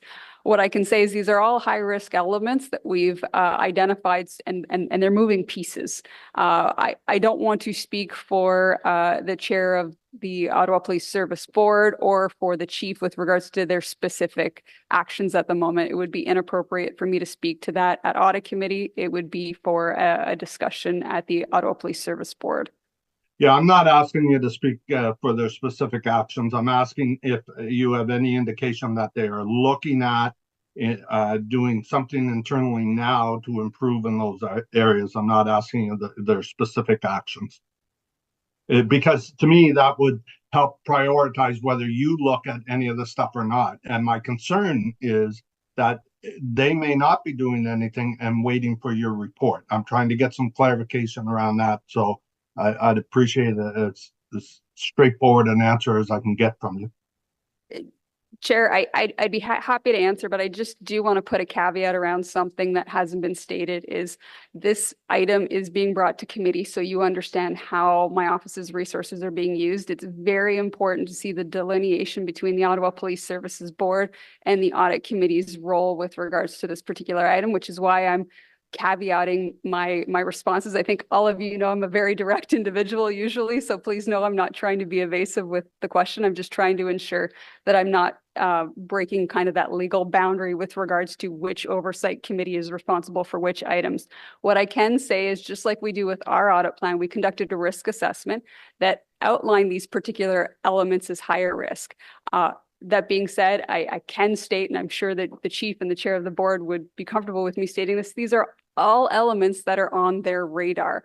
The service is not going to stop doing work because we have a potential audit down the pipeline.